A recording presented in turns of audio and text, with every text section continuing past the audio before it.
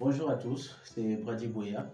Dans cette vidéo, nous allons parler de l'importation des données provenant d'un fichier CSV dans Excel. L'importation des données depuis un fichier CSV dans Excel est une tâche courante pour les utilisateurs d'Excel, en particulier ceux qui traitent des données provenant de sources externes telles que des bases de données, des systèmes de gestion d'entreprise, des API ou des exports de logiciels.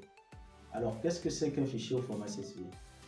Un fichier CSV, donc Comma Separated Values en anglais, ce qui se traduit en français par valeurs séparées par des virgules, est un format de fichier texte utilisé pour stocker des données sous forme de tableau.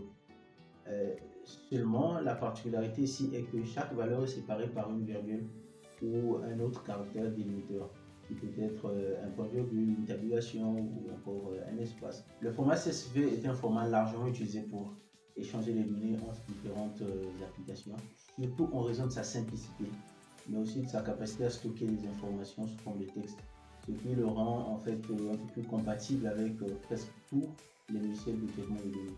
Dans cette vidéo, nous allons voir comment importer les données depuis un fichier CSV dans Excel. Que vous soyez débutant ou que vous ayez déjà de l'expérience, ce tutoriel, je pense qu'il va vous guider pas à pas à travers chaque étape.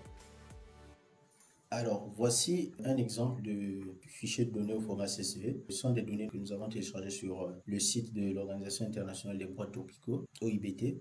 Donc ici, nous avons les données du Congo de 2019 à 2023 concernant le bois industriel, les sillages, les contreplaqués, etc. Donc ici, nous voyons bien que nous avons une colonne ici année, une colonne pays, produit, ainsi de suite. Cependant, toutes ces informations sont contenues sur une seule colonne. Donc ici, nous avons les données dans une seule colonne ici. Donc c'est un fichier, normalement c'est un fichier texte où nous avons toutes les données sur une ligne. Seulement ce qui sépare chaque variable, c'est la virgule ici. Et c'est là qu'on va parler donc de séparateur virgule. Dans d'autres cas, ça pourrait être le point virgule, ainsi de suite. Donc voilà ici un exemple de données au format CSV. Alors, ce que nous allons faire, c'est mettre ces données sous la bonne forme, sous la forme normale dans laquelle on souhaiterait l'avoir. Alors, pour ce faire, nous allons venir ici. Dans données, nous allons sélectionner notre colonne. Vous voyez bien qu'ici, de part et d'autre, il n'y a pas de données. Donc, c'est juste cette colonne et les données déportent. Nous pouvons ajuster comme ça, voilà, pour que nous constations bien que tout ceci, c'est sur une seule colonne. Alors, ce qu'on va faire, on va sélectionner cette colonne. Lorsque nous allons sélectionner notre colonne, nous venons ici dans Données. Ensuite, nous allons cliquer ici dans Convertir. Donc, vous voyez par exemple ici, on dit très clairement fractionner une colonne de texte en plusieurs colonnes.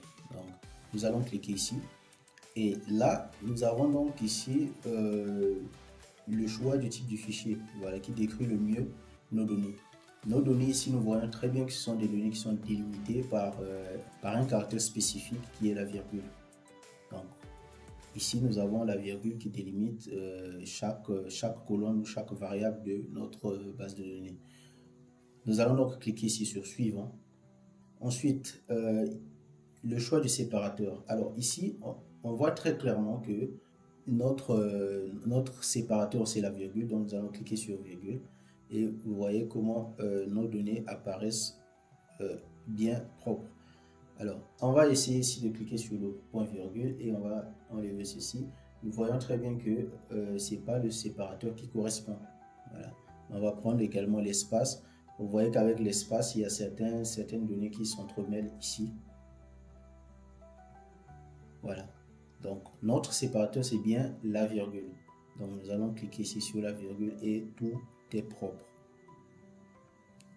Donc, nous revenons ici. Ici, bon, on a le choix si on veut interpréter des séparateurs identiques consécutifs comme uniques. On peut cocher ou pas. Dans notre cas, pas besoin. Identificateur de texte, c'est pour savoir si une valeur ou une donnée est un texte ou pas. On va laisser comme ça. Et donc, nous allons venir cliquer sur ce suivant.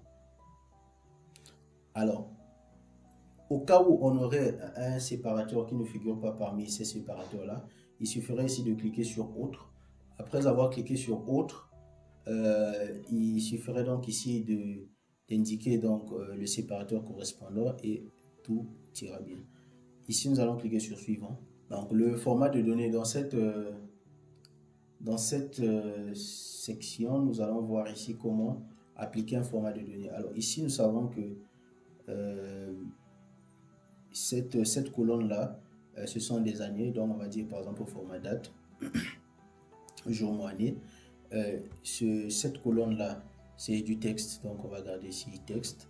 Ici, on va garder texte aussi. Là, pareil, on va garder texte. Et ainsi de suite. Ici, on peut garder standard. Voilà, jusqu'à la fin. Ici, l'option standard, ici, convertir les valeurs numériques en nombres. Pas besoin, on va laisser comme ça, on va cocher, on va laisser ça de façon classique.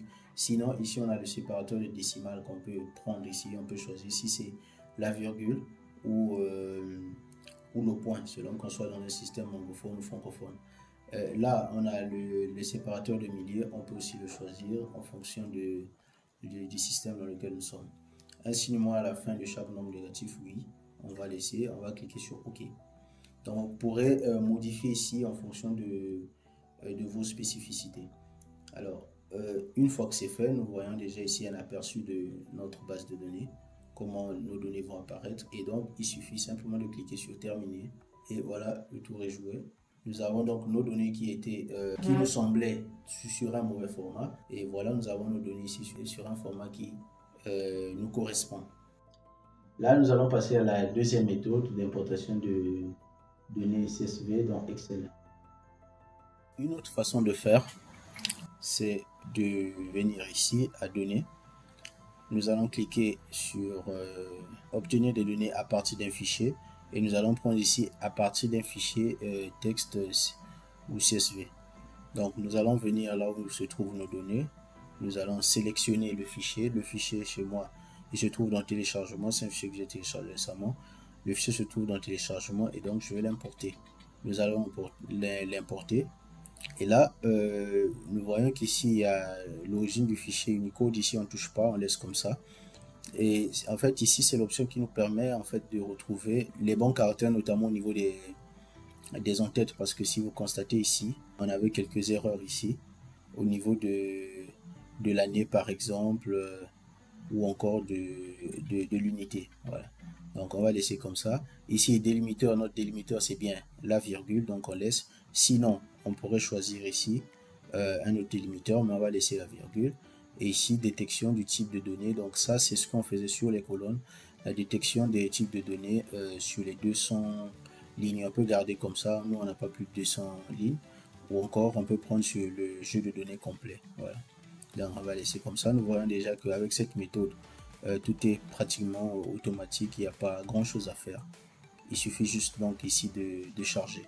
On pourrait venir transformer les données, mais nos données se présentent déjà sous une bonne forme, sous la forme qu'on veut. Et donc ici, nous allons donc charger. Et voilà, écrire la requête. Et voilà, notre tableau se présente sous la même forme que celle qu'on vient d'obtenir tout à l'heure. Seulement ici, bon, voilà. Il me semble que au niveau de l'année, par exemple, ou de l'unité, là où nous avons l'accent aigu, bon, pour des caractères spécifiques, certains caractères spécifiques, les noms d'entête, mais en dehors des noms d'entête, nous avons nos données qui se présentent sous la même forme que celle que nous avons ici. Voilà, donc voici la seconde méthode pour l'importation des données CSV dans Excel. Alors, si cette vidéo vous a été utile, n'hésitez pas à liker, à vous abonner à la chaîne et à poser vos questions en commentaire. Merci d'avoir regardé et à très bientôt pour un nouveau tutoriel.